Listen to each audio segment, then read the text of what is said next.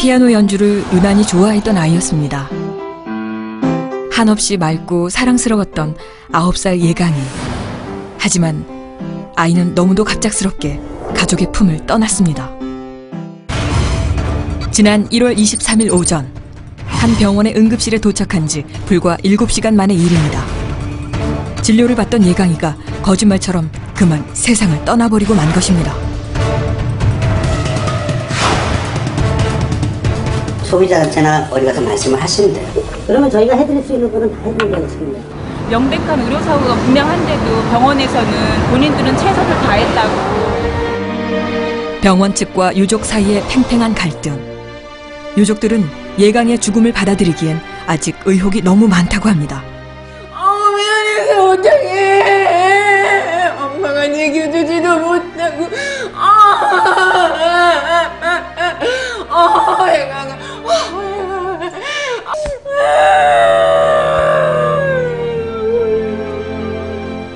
엄마 너무 억울해. 엄마 너무 억울해.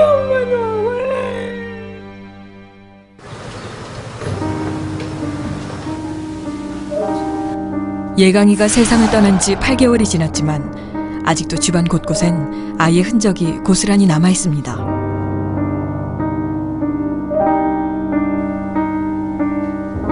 거실 한쪽엔 예강이의 추억이 담긴 상자가 놓여 있는데요.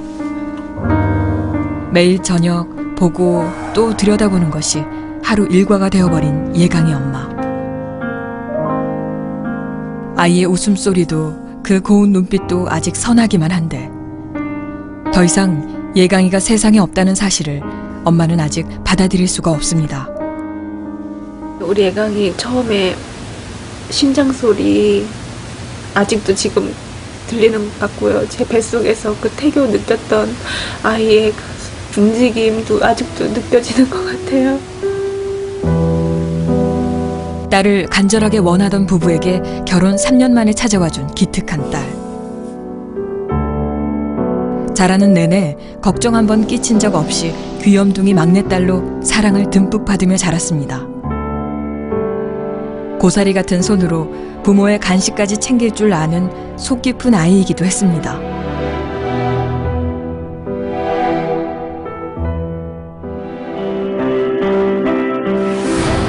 유독 음악에 소질을 보였던 예강이.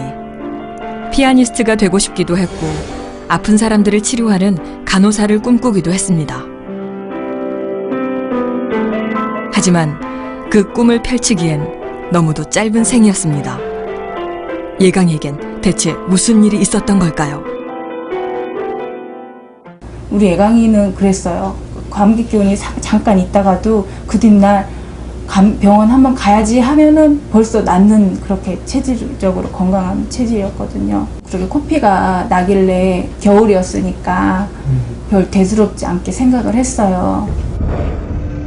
평소 건강했던 예강이가 갑자기 코피를 쏟았던 날. 그때까지만 해도 이런 일이 있으리라고는 상상도 하지 못했습니다.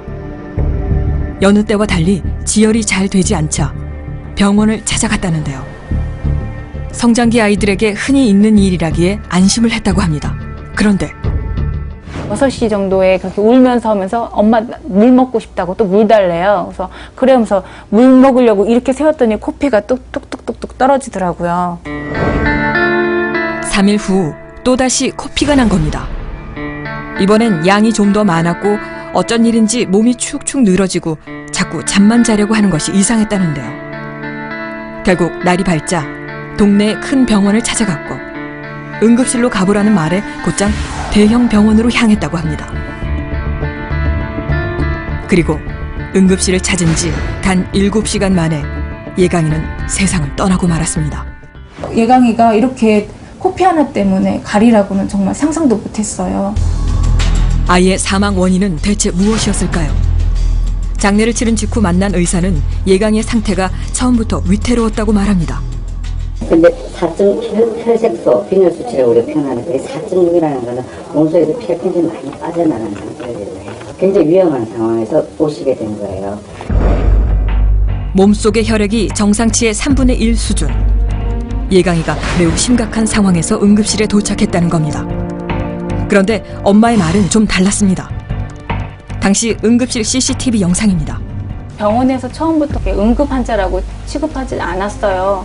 2, 3일만 그러니까 입원하면 될 것 같고 처음부터 그렇게 말해줬으면은 지나가는 간호사라도 붙잡고 우리 애강이 살려달라고 이렇게 떼쓰며 애원했겠죠. 입원한 지 약 1시간 30분 후의 상황입니다. 당시 응급 환자를 다루는 듯한 긴박감을 전혀 느끼지 못했다는 겁니다. 그 후 1시 50분경 예강이는 척수검사를 받았는데요. 2시 28분경 갑자기 심폐소생술을 시작합니다. 약 2시간에 걸쳐 진행된 심폐소생술. 하지만 예강의 숨은 다시 돌아오지 않았습니다. 사망 진단서에 적힌 사인은 저혈량성 쇼크와 상세불명의 출혈. 하지만 이 두 가지만으로 유족들은 예강의 죽음을 납득할 수가 없습니다. 예강의 생애 마지막이 돼버린 7시간. 대체 예강에겐 어떤 일이 있었던 걸까요? 죽음에 대한 의혹을 풀기 위해 가족들은 다시 병원을 찾았습니다. 애 상황에 대해서, 예강이 상황에 대해서 서로가 굉장히 많은 다른 시각을 가지고 있어요. 그래서 뭐 여기에 대해서는 크게 오늘 어떤 답을 듣거나 그러실 거는 없으실 거예요.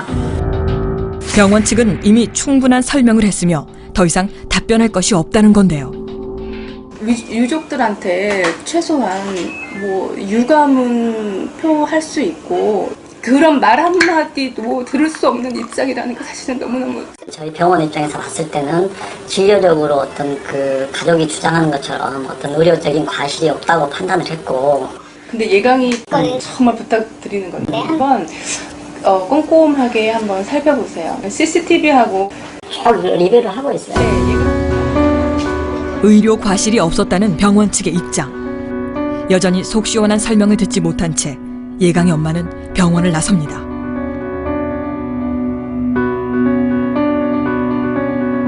그녀는 스스로 의혹을 풀어보기 위해 딸이 응급실에서 보냈던 7시간을 되짚어보고 있습니다. 병원 기록에 의하면 입원 당시 예강이는 바이탈, 즉 호흡, 체온, 심장 박동은 정상이었지만 혈액 검사 결과 심한 빈혈 상태라고 기록돼 있습니다. 수혈만 받으면 우리 예강이가 괜찮아지겠구나. 저는 그래서 빨리 수혈하고 안정만 되찾기를 바라고 있었거든요. 근데 그 수혈이 많이 늦어진 거죠. 늦어지고 수혈하자마자 5분도 안 돼서 이렇게 요추청 검사가 들어간 거고요. 예강이가 심폐소생술을 받기 전으로 되돌아가 보겠습니다. CCTV에 표시된 시각으로 오후 1시 43분경 예강이는 입원 4시간 만에 적혈구 수혈을 받았고 약 5분 후에 시술받을 준비를 합니다. 이어서 진행된 검사는 바로 요추천자, 즉 척수검사입니다. 주로 뇌수막염 여부를 진단하기 위한 건데요. 의료진은 출혈의 원인으로 뇌수막염을 의심했다고 합니다. 막 울었어요. 막 엄청나게 소리로 엄청 울었어요. 그래가지고 깜짝 놀라서 저희가 귀를 기울였던 거거든요. 이렇게 내비둬도 되나 싶을 정도로 해가지고 척수 검사를 받으며 매우 고통스러워했다는 예강이. 유족은 바로 이 과정에서 문제가 있었다며 강한 의혹을 제기하고 있습니다. 예강의 상태가 지금 수혈, 그러니까 그 요추천자 시술을 해서는 안 되는 컨디션이었었고 그걸 또 5번이나 실패를 했고.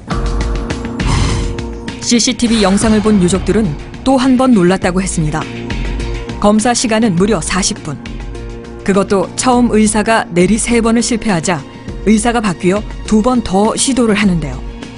그리고 5번째 시도 끝에 검사를 마무리할 즈음 예강에게서 이상한 징후가 나타납니다. 그리곤 심폐소생술이 시작됐던 겁니다. 그렇다면 정말 척수검사가 아이의 죽음과 관련이 있을까요? 유족이 병원 측과 나눈 대화입니다. 병이 책상에 있다가 바다에 떨어지고 있어요. 그런데 떨어질 때 어디서 사이렌 소리가 울려서 삐리는 소리가 났어요. 그럼 사이렌이 그 병을 깨뜨린 거예요? 그건 아니잖아요. 그러면 척수 검사를 안 했어도 애가 그 시간에 죽었다 그 얘기인가요?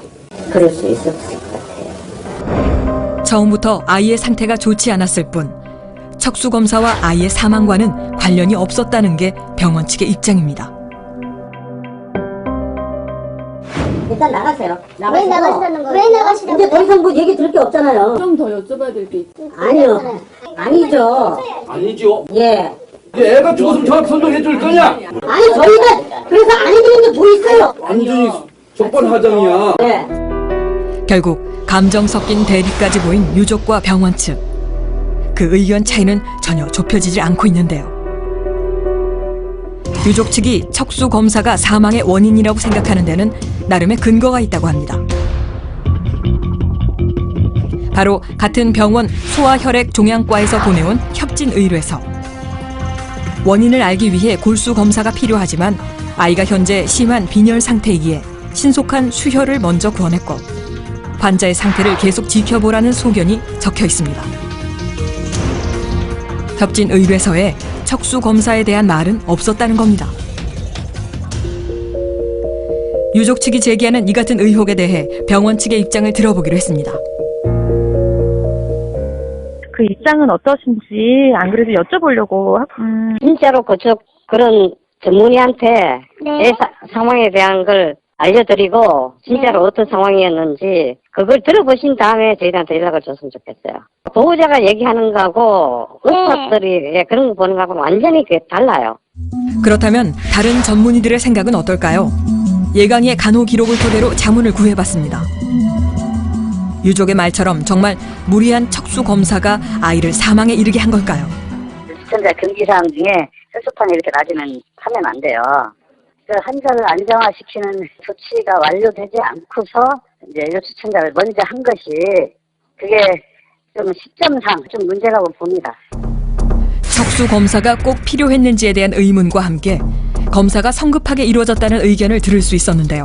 하지만 사고 난 거라는 사실은 관계가 없어요. 제가 생각하기는 그 추천자가 애한테 큰 타격이 갔을 것 같진 않아요.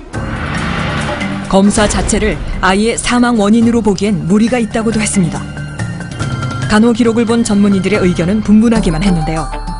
9살 예강이는 대체 왜 이런 갑작스런 죽음을 맞이해야 했던 것일까요? 정말 응급실에서의 상황은 문제가 없었던 걸까요? 취재 중 제작진은 또 다른 의견을 들었습니다.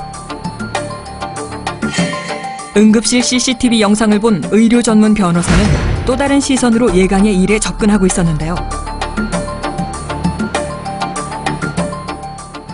이제 이게 2시 15분인데 이때까지만 해도 환자가 이상이 없었습니다. 환자가 이제 또 CSF 이제 요추천자를 두 번째 시도하려고 하니까 환자가 굉장히 이제 이리터블하게 움직이고 있거든요. 또 2시 18분인 경우에도 지금 환자의 바이탈을 체크하는 이 기계상에 바이탈이 전혀 나타나고 있지 않습니다. 예를 들어서 맥박이라든가 호흡이 전혀 나타나 있지 않고 환자가 전혀 움직이지 않고 있거든요. 이게 지금 2시 18분부터 그랬습니다. 의사 출신인 변호사가 주목한 건 실시간으로 환자의 상태를 감지하는 모니터. 그런데 모니터의 불빛이 사라졌다는 겁니다. 시간을 되돌려 보겠습니다. 처음 척수 검사를 하던 의사의 연이은 실패로 교체된 두 번째 의사. 마지막 검사를 시도하는 중인데요. 이때 예강의 상태를 나타내는 모니터의 수치가 갑자기 사라졌다는 겁니다. 바로 이렇게 말입니다. 그러니까 이 간호사도 2시 19분에 옆에 있던 의사한테 환자가 활력증과 전혀 기계 측정되지 않으니까 이상하다. 한번 봐달라고 하니까 의사가 무언가를 확인하는 듯이 움직이자 불빛이 다시 들어오는가 싶더니 그것도 잠시 바로 깜빡거리기 시작하더니 불빛이 이내 다시 사라지고 맙니다. 지금 환자가 움직이지 않고 있기 때문에 이때 심정지가 왔을 가능성이 상당히 높거든요. 그럼 이 상태에서는 심장이 지금 멈췄을 가능성이 있다라는 걸 의심을 하고 이거를 멈추고 환자 상태 우선 확인했어야 되는 겁니다. 이거 다 풀고. 하지만 시술은 계속됐고 검사가 끝난 후 정리를 하던 의료진은 그제야 아이의 상태를 살피더니 갑자기 심폐소생술을 시작합니다. 그 뒤로 2시간 동안 심폐소생술이 진행되지만 예강이는 다시 모두 먼 길을 떠나버리고 말았습니다. 새롭게 제기된 의문점.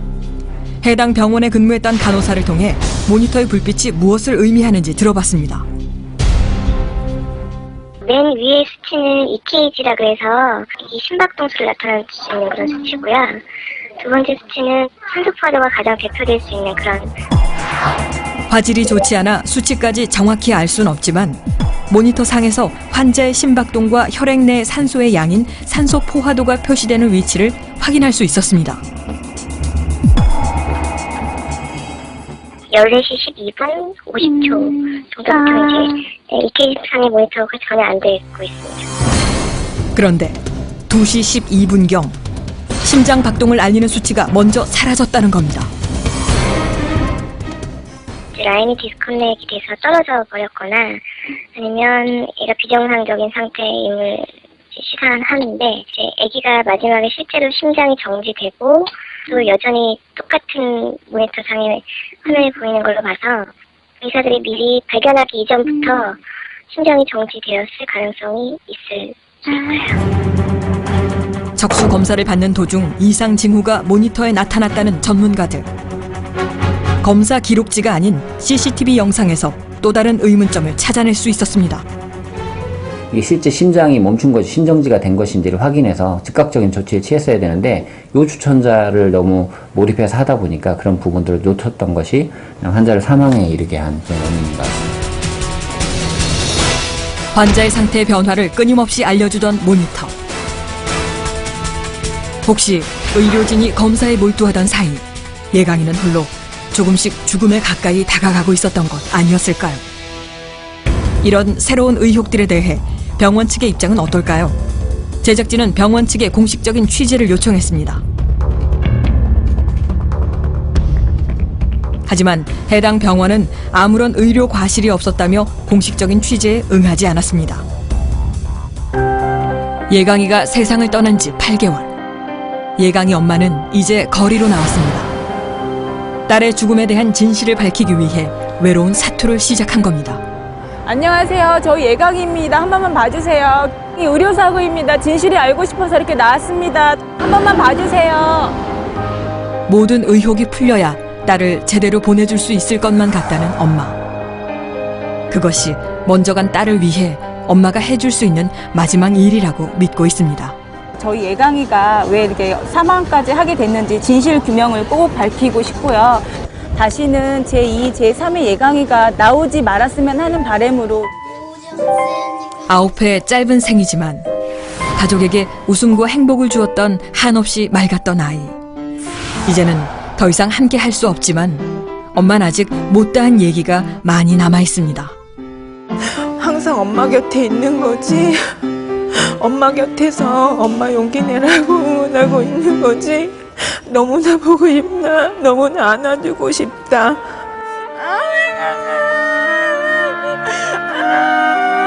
제대로 된 작별 인사 한마디 없이 외롭게 떠나보낸 게 내내 마음이 아픈 엄마. 언제쯤이면 딸을 편히 보내줄 수 있을까요?